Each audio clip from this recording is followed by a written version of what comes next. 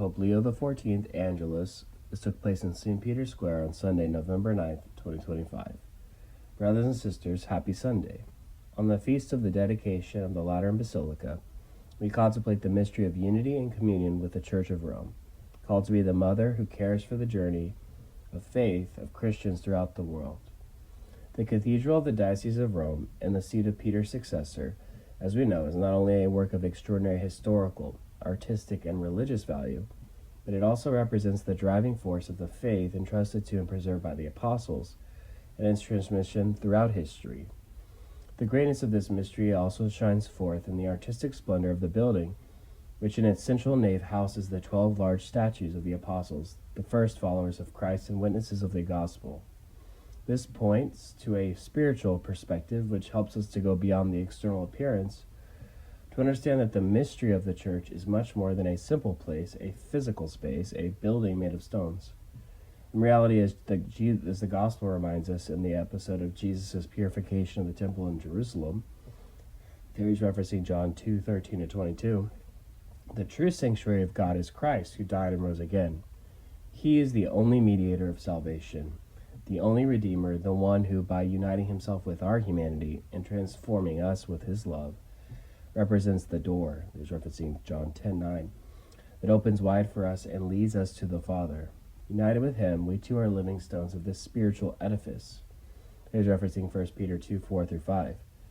We are the Church of Christ, his body, his members, called to spread his gospel of mercy, consolation, and peace throughout the world, through that spiritual worship that must shine forth above all in our witness of life. Brothers and sisters, we must train our hearts to have this spiritual outlook. So often the frailties and mistakes of Christians, together with many cliches and prejudices, prevent us from grasping the richness of the mystery of the Church. Her holiness, in fact, is not dependent upon our merits, but in the, quote, gift of the Lord, never retracted, in quotes, that continues to choose, quote, as the vessel of its presence with a paradoxical love the dirty hands of men, in quotes. That's from Joseph Ratzinger, who became Pope Benedict's Introduction to Christianity, page 331.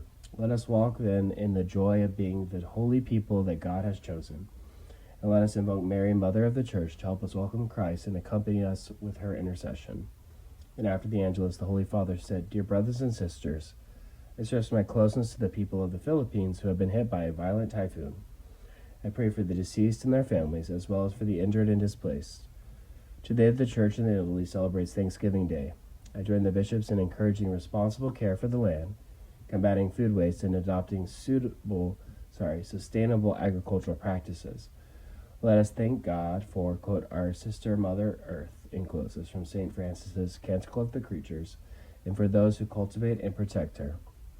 I warmly greet all of you Romans and pilgrims from Italy and many parts of the world, especially the young Polish Jesuits, the faithful from Warsaw and Gdansk in Poland, Newark and Kearney in the United States of America, Toledo and Galapagar in Spain and London, as well as the choir of the Regensburger Domspatzen.